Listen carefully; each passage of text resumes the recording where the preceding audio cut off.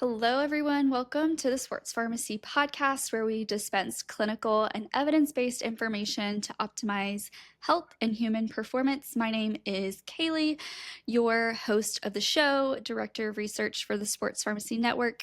And I am so excited for this month's episode because we are joined by another Sports Pharmacy Network board member. We have Dr.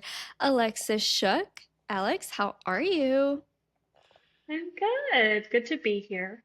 This is my first podcast, so please give me some grace. I'm new at this. I will also say that I have two cats and a dog roaming around. So if anything pops up in the screen, I apologize ahead of time. Um, but like Kaylee said, I am a member of the Sports Pharmacy Network and I'm the director of clinical education. So happy to be here and kind of talk a little bit about one of our patient cases that we created. Yeah, I think this will be a really cool and different episode. Like Alex said, we are going to be going over a sample patient case for you guys. So, kind of applying some of our clinical pharmacy knowledge and sports pharmacy knowledge to a patient case. So, do you want to dive into our case for this month? Yeah, let's go into it. So this case is going to be mainly around hormonal acne. So let's paint the picture of our patient. So ER is a 23-year-old female. She's a competitive collegiate, but also an Olympic track and field athlete who comes into the clinic and she's complaining of worsening acne over the past 8 months or so. She's noticing it's primarily along her jawline, chin, and up lower cheek areas.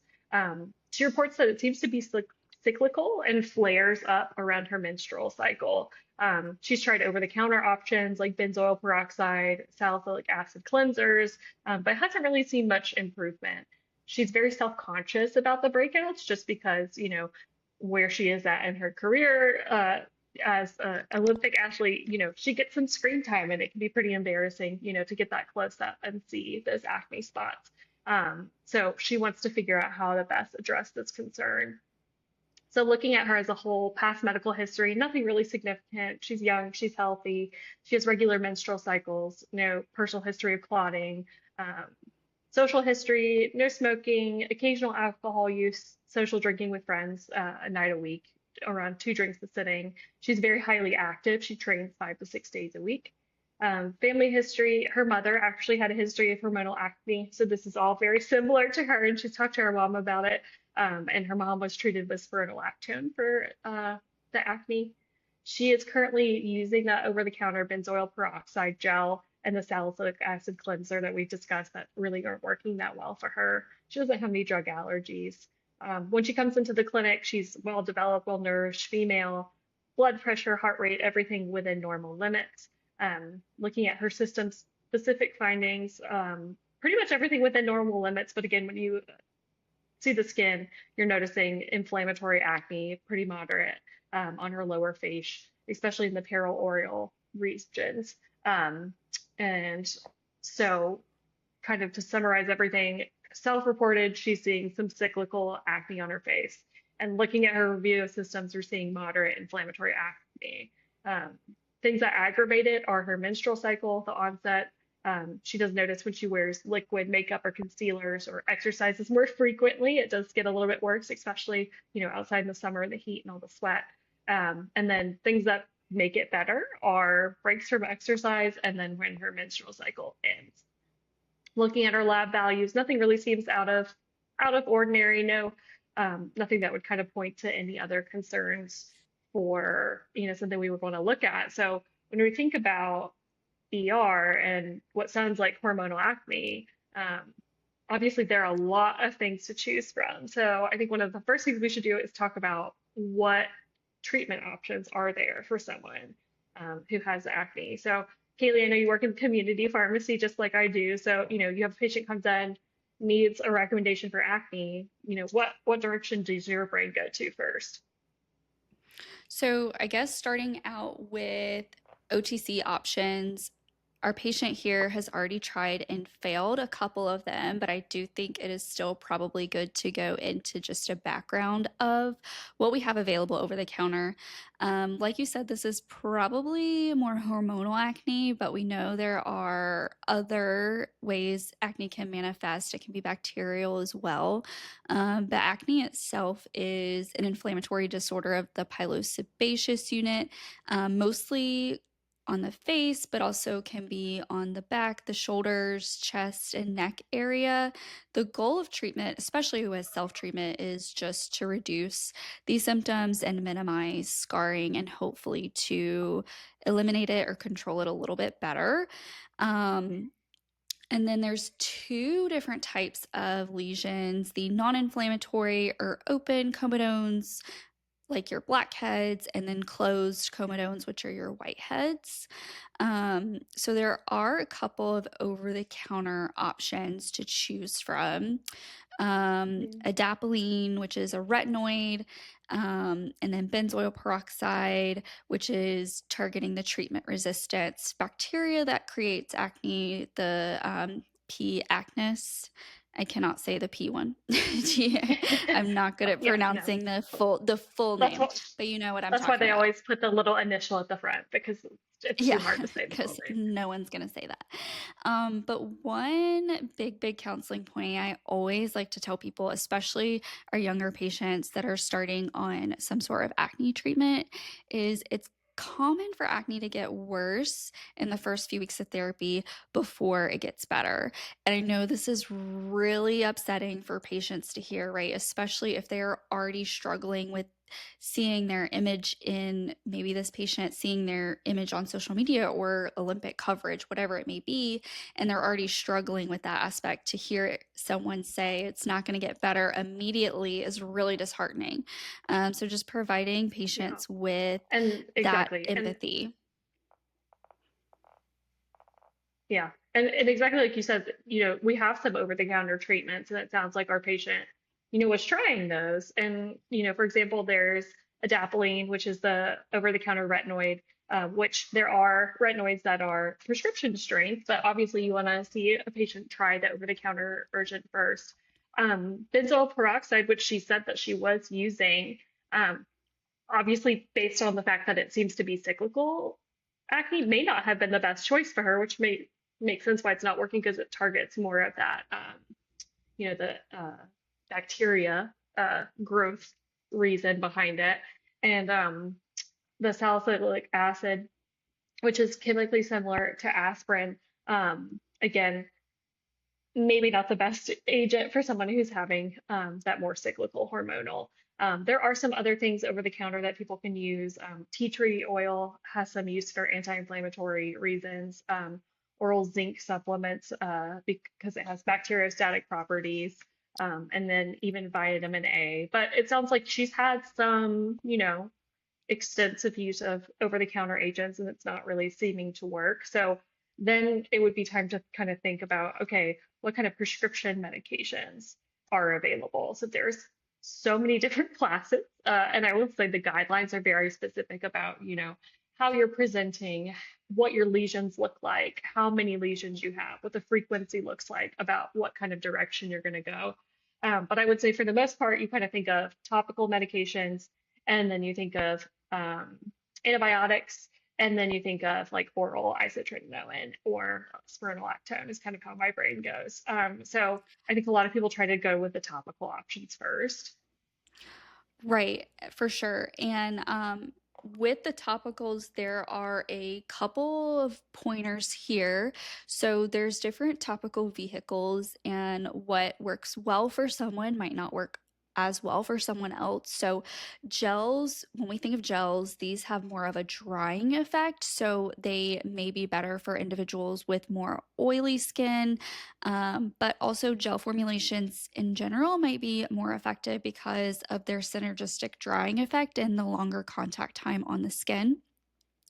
And then we have creams, which are more moisturizing, so they are better for those with dry skin. And then solutions help with larger areas. So maybe if someone has a large affected area on the back, that might be better than a cream or gel.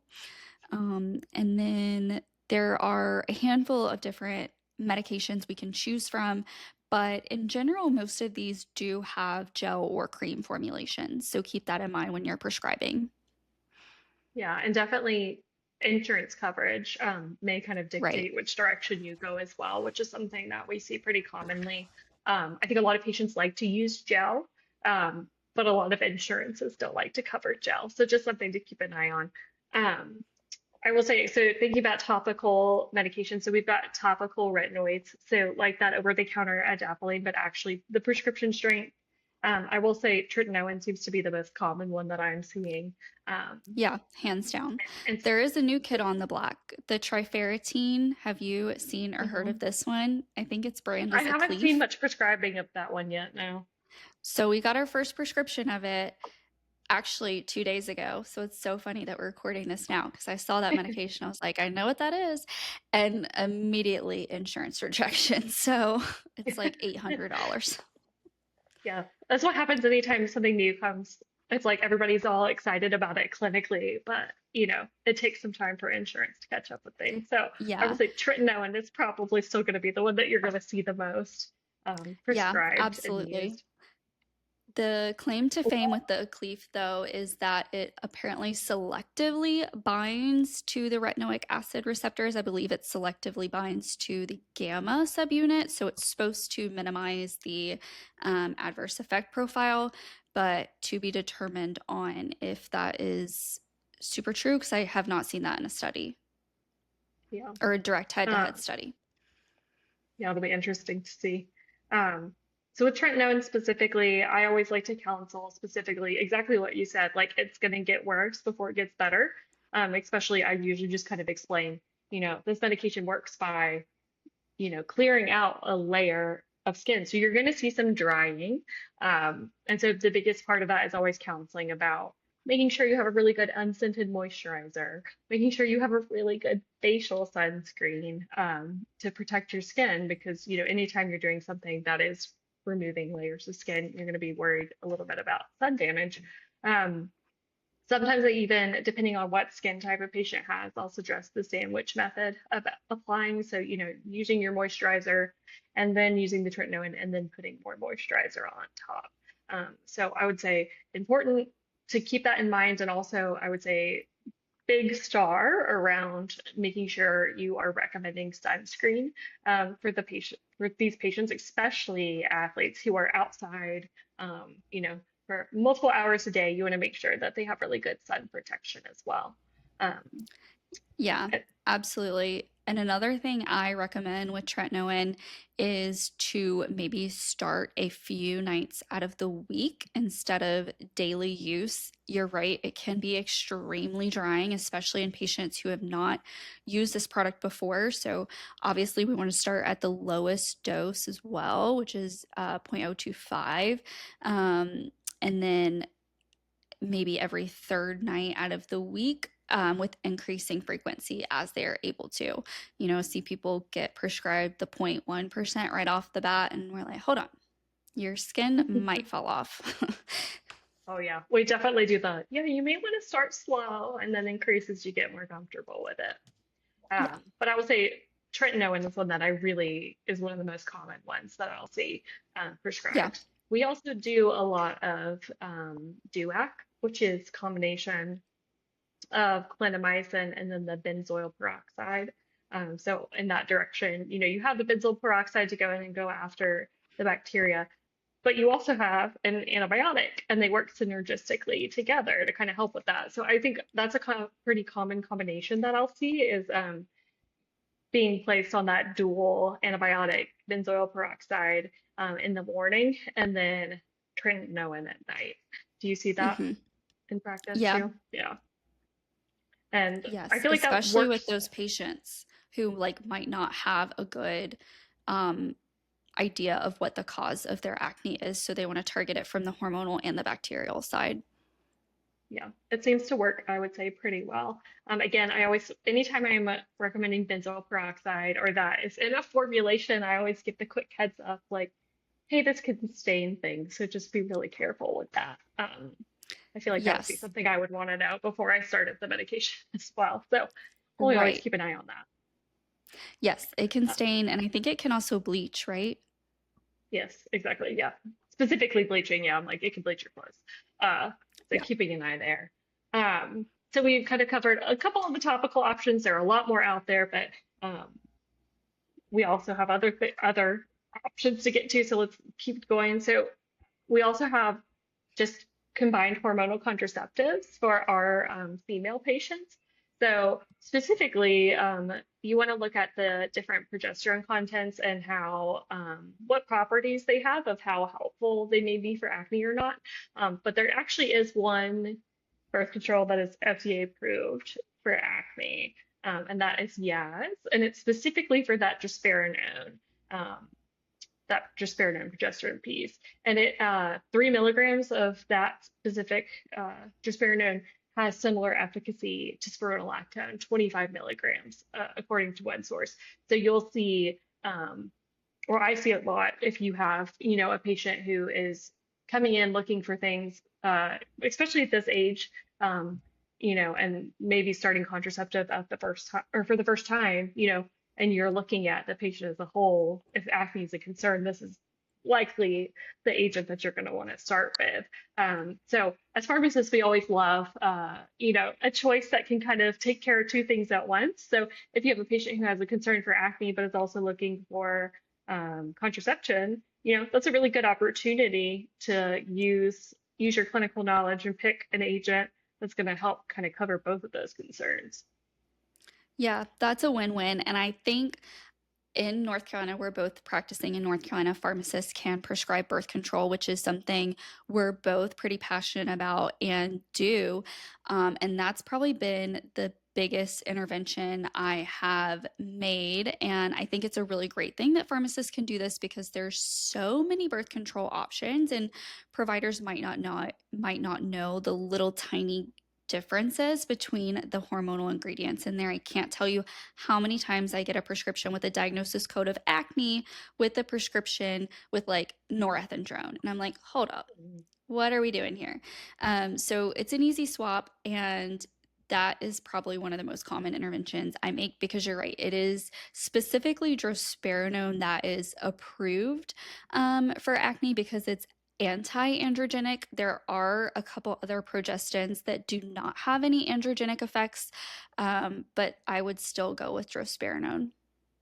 Yeah. And we also have the ability, right, to help knowing, like in this patient specifically, this is cyclical, like related to the menstrual cycle. So, anytime you're put on a combined hormonal contraceptive, that's going to help with some of the symptoms of your menstrual cycle. But you can also, if it's linked with a specific time, like when the patient is having active bleeding, that's when their acne appears, for example. You can teach them how to take the medication continuously. So, you're hopefully bypassing that as well. So, there's a lot with combined hormonal contraceptives that we can do. Also, sorry, my cat is about to pop in the screen. It's okay, guests are welcome. Um, Okay, so you kind of led into spironolactone with that one because drospirenone is similar. So our next option is spironolactone, which is specifically for hormonal acne. It's not going to be effective for acne caused by bacteria. It's an aldosterone antagonist.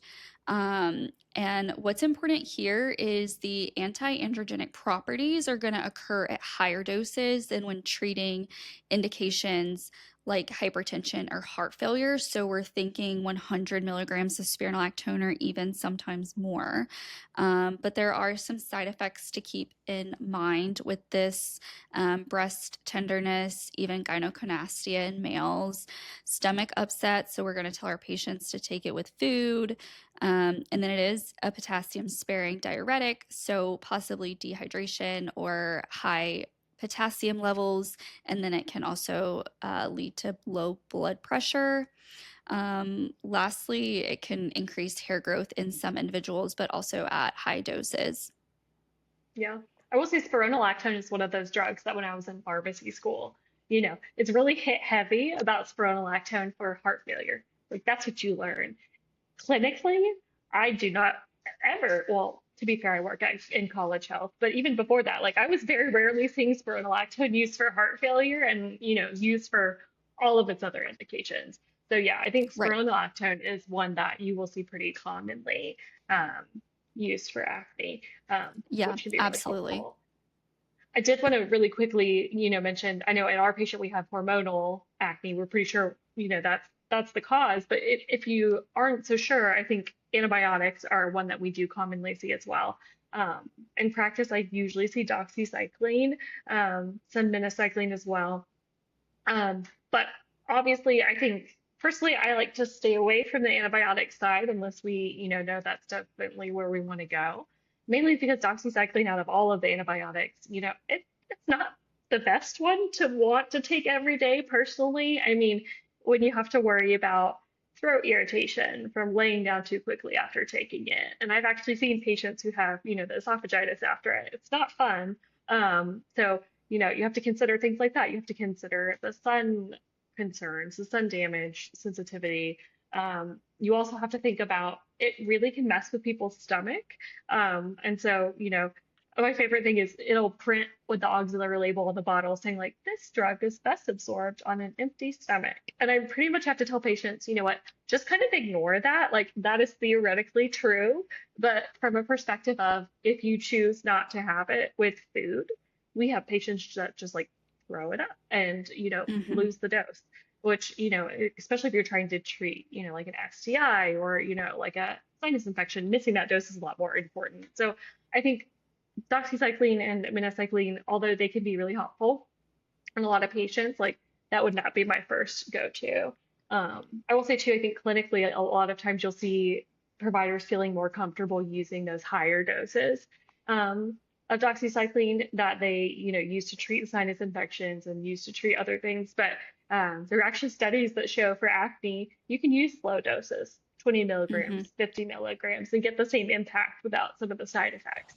So I would say, if that is a direction that you think you may need to go for acne, be a good steward for your patient and, use as lower doses as you can so you're helping, make it not as intolerable if they do need to take it regularly.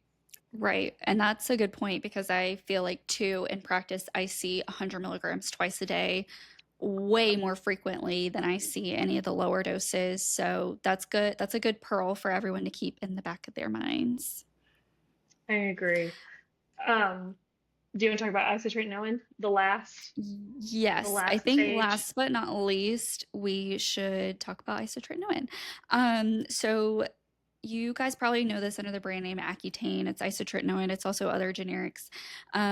It's reserved for the most severe cases of acne. Really, we want to use this if we have tried and failed two, three other agents should just be last resort. It does have a REMS program called iPledge due to the teratogenic effects. Pregnancy prevention is mandatory here. So funny Yeah. story. One of my good college friends actually texted me the other day and asked what my thoughts on Accutane were for acne. They were thinking about starting her on that, and I was like, "Well, what have you tried so far?" And she had not tried anything. I was like, "Whoa." Then my thought is try something else first and like maybe Yeah. hold your horses.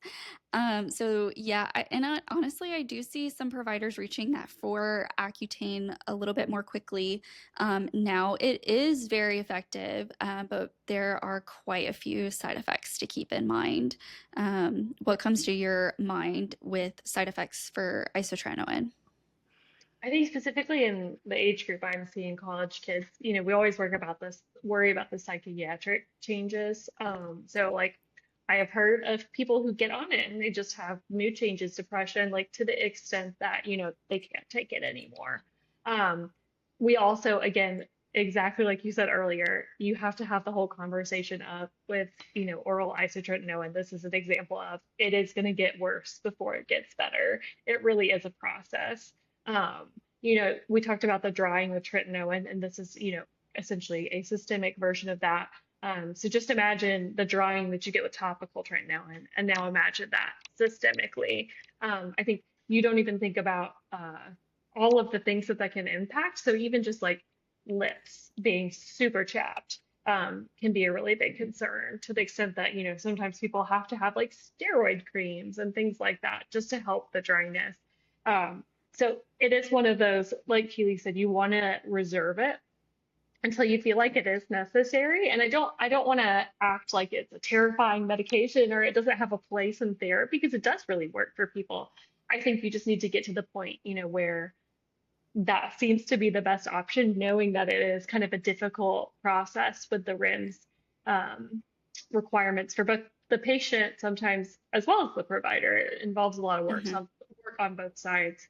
I will say too, I think reaching for it early is not the best decision when you also know that dosing wise, right? You have a total lifetime dose that you can take. So if you're choosing to start this early on in a patient before, like they've completely grown up or we know what their hormonal cycle is really going to look like, you're kind of exhausting the heavy hitter pretty early on. Um, and so, yeah, I think it's a really good agent in the right patient. You just need to make sure that it's the right patient. Um, and you also have Yeah. to be really careful with isotretinoin and drug interactions with even other acne medications like doxycycline and isotretinoin are a category X interaction that I never really learned about in school until I saw it in practice.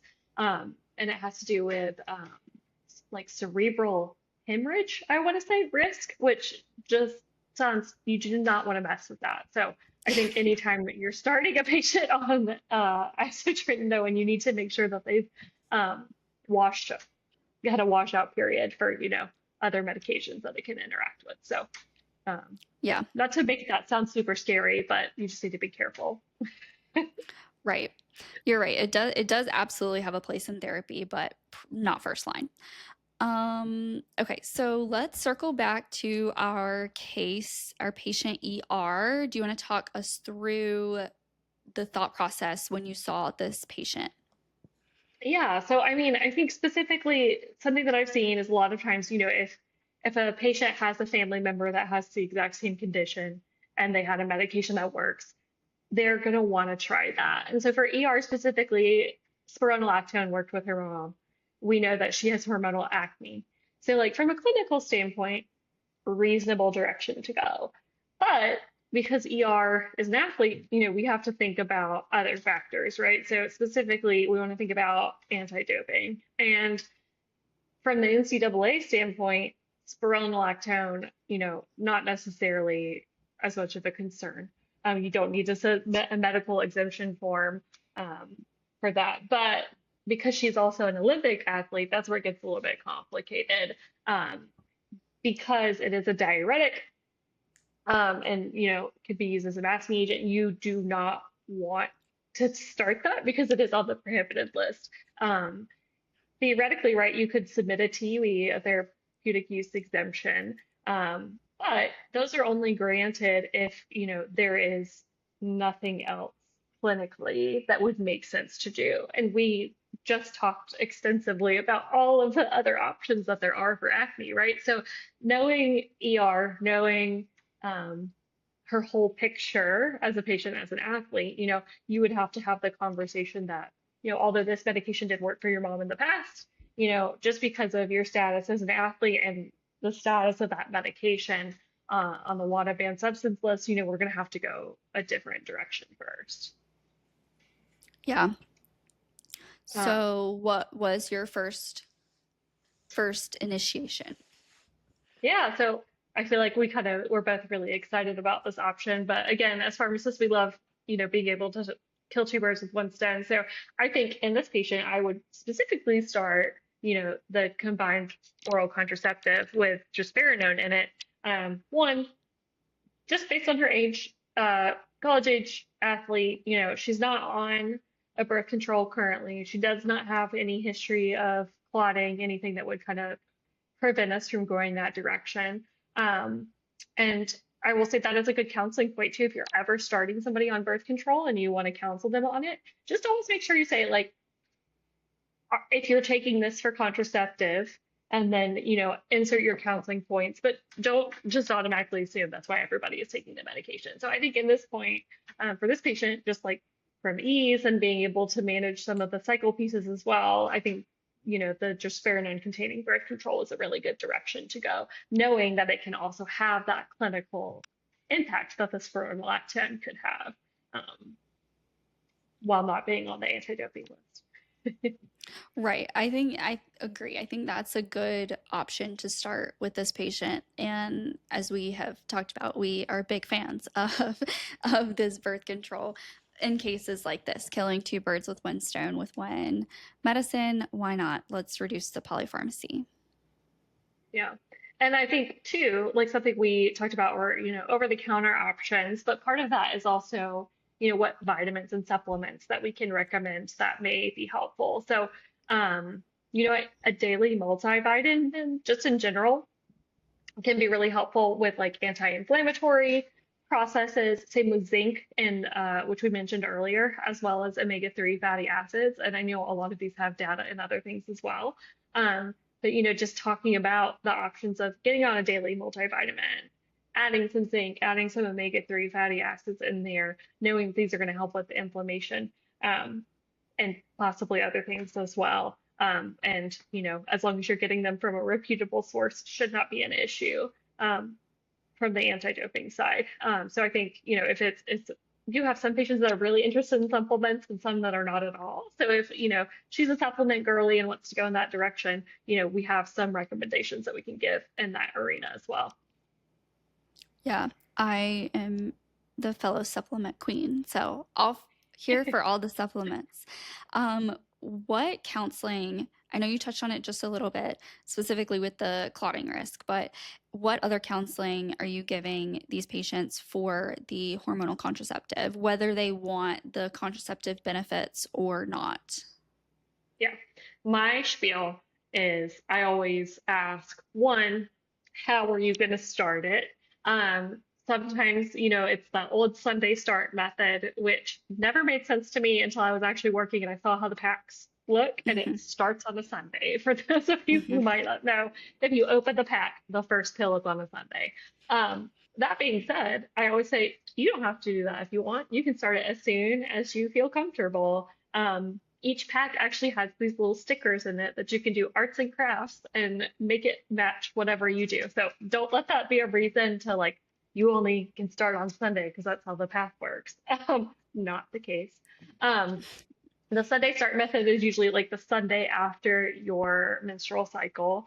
That's more so you're starting the active hormones, at a time in your cycle that would make the most sense and line up with when should be your next period when the withdrawal, bleeding will happen. But again, I will say the vast majority of patients are just kind of like, I picked this up today, I'm ready to go. Completely fair. When that's the case, I just generally say, if you are using it for a contraceptive, make sure that you have a backup method for at least 7 days.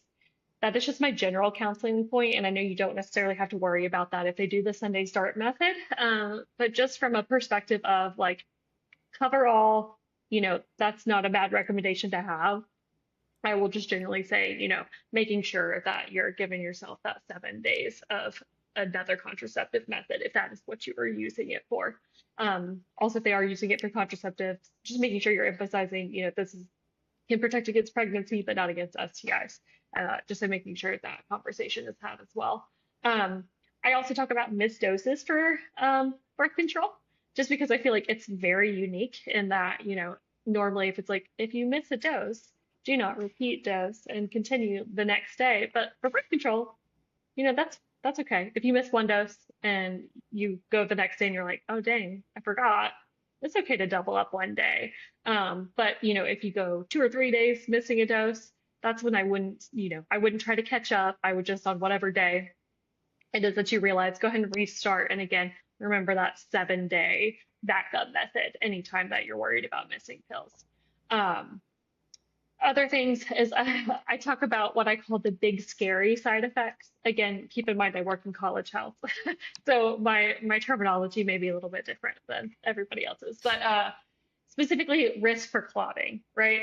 So the acronym is ACHES, that I was always taught, but I would just always remember if you're having any new or worsening headaches or migraines, if you're having any blurred vision, vision changes, any difficulty breathing, chest pain, any pain or swelling in your extremities, or really severe abdominal pain, all of those would be signs of a clot, right? So anytime we're introducing more estrogen in the system that was already there, theoretically increasing the risk of clot. Although I will say, a lot of people don't consider that, the risk of clotting is a lot higher actually postpartum and breastfeeding. So, and like when you're pregnant, so theoretically, you are raising your risk, but you have to think about that relatively in terms of other things as Hmm. well. Um, but that being said, in our patient, she is, an athlete. She's flying frequently. She's, preparing specifically for the Olympics coming up in LA in 2028. So being in the United States, she does have, she wants to travel there so she can practice and get acclimated. So knowing that she is someone who is flying frequently, you want to make sure to specifically talk to her about clotting risks because, anytime that you're spending lengthy time sitting down, especially someone like that that's very active to begin with, you want to make sure that they're trying to ambulate when they can on the plane just to do anything you can to prevent clotting because we know that there is technically, a little bit of an increased risk. Um, uh, the other thing I tell patients when they're starting birth control is usually, give it that 3 months um, for side effects. You may have some nausea, you may notice, some mood changes, you may have some spotting or cramping that's a little bit different. I would say hormones are weird. Anytime you're messing with hormone levels in your body, it could have some fluctuation and take some time to get back to whatever feels normal for you. So just give it that 3 months or so. If you're still having anything bothersome after that, definitely reach out. You just may need some hormone adjustment. Yeah, for sure. And there are ways to adjust the birth control based on your side effects or symptoms. We might need to either increase or decrease one of the hormones in there, and that's super easy to do and work with your provider on. What do you tell patients? This, I feel like, is something that I heard all the time growing up when they ask about when they need to take their birth control because you have to take it within a certain time frame or it won't work. I mean, I hear that a I lot can't, too. I was one of the alarm girlies too. I feel Yeah, like everyone in same. high school had an alarm right now. I have to take it right now. On my Apple Watch would tell me, okay, it's time. And then I started pharmacy school and I was like, oh, that didn't need to Yeah, happen. no, I will not say, true. that being said, not true. I usually say it more of like I would prefer if you could try to take it at the same time of every day, like not from a mechanistic reason, but more so just because you get in the habit and Hmm. that makes it easier to be consistent and to be adherent to your medication. But that being said, I will say if you are or you do have a patient that's on a progesterone only pill, those are a little bit more strict. If you have Hmm. Northern specifically, it has to be like a 3 hour window or it's considered a missed dose. Right. So not necessarily you have to take it exactly at the same time every day. Um, no, that's definitely a myth. Yeah. There would be a lot more Um, pregnancies if that was the case. yeah. Yes. Oh my gosh. Okay, and then continuing on with our patient case. So you started the drospirenone containing contraceptive, counseled on all of those things and the time frame to wait before reassessing. What about at the next follow-up? What were your next steps?